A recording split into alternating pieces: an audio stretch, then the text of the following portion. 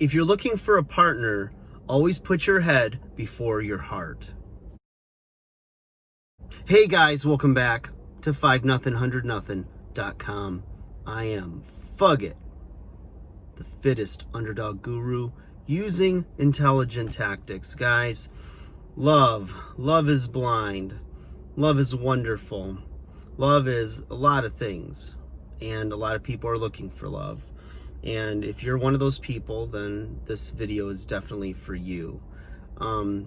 Whenever we fall in love with somebody, you know, it could be Mr. or Ms. Right, it could be Mr. or Ms. Right Now, it could be the absolute worst decision you ever made in your life.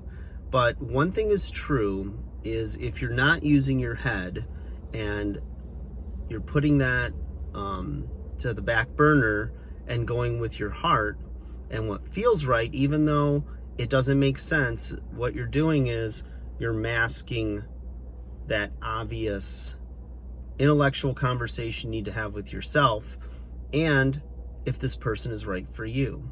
So when someone is cautiously going into a relationship, you know, we all know the people that fall really hard really fast, and they fall really hard really fast a lot, right?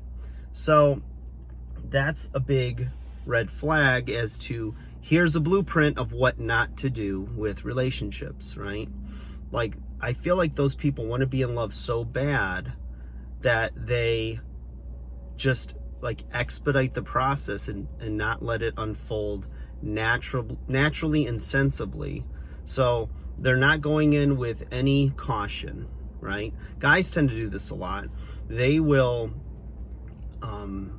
do everything they can in the dating process to impress the woman, to show her what he can do for her, and he tries to validate himself to her by just constantly running his own personal infomercial, right? Self-promoter, in an effort to gain her affection.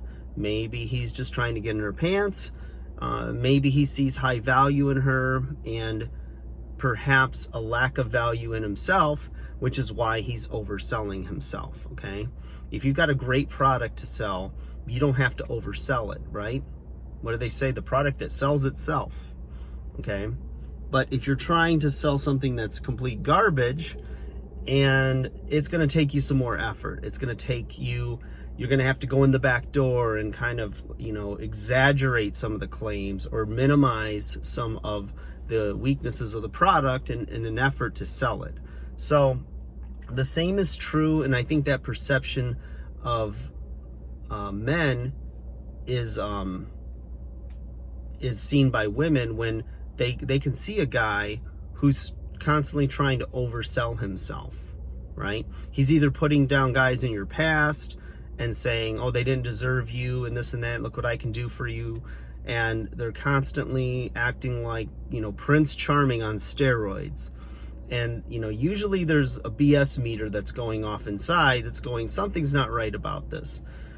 But the thing is that once you've decided, you know, whether it's conscious or unconsciously to, or subconsciously, to put your brain, like, you know, your mind, like, okay, a lot of things don't add up, or, you know, this isn't really somebody that I'd be attracted to, or, you know, I know like the list of things that I want in a partner. This person isn't really hitting it, but they're attractive, or they have money, or they're treating me really well though. You know, you've got to be true with yourself. Your self-awareness has to be on point, because if it's not, and you're going in with your heart, the heart is something you should be protecting and realizing that if, let's say you've never had heartbreak and you don't know how that feels to try to heal from a relationship, right? And especially if you end up married to this person or have children with them, it gets even more complicated. So starting off with your head, right? You can have feelings for somebody, but what you need to do is start with, is this a good person for me? Not am I attracted to the person. There's a lot of attractive people. You know, they'll make you feel a certain way. Are they making you feel a certain way for the right reasons is my question. And the only way, especially for the women watching this, the only way you can know is consistency over time. Okay, you know, they talk about the shit test, where this is usually marketed to men looking for dating advice and relationship advice from coaches, as they talk about this shit test, where a woman will do things to test your strength. You know, for a female, throw those shit tests out and kind of see how he responds. Is he triggered, easily angered at you? And you know, you start to see the wolf in sheep's clothing if that's the case, especially when it's a pattern that you see.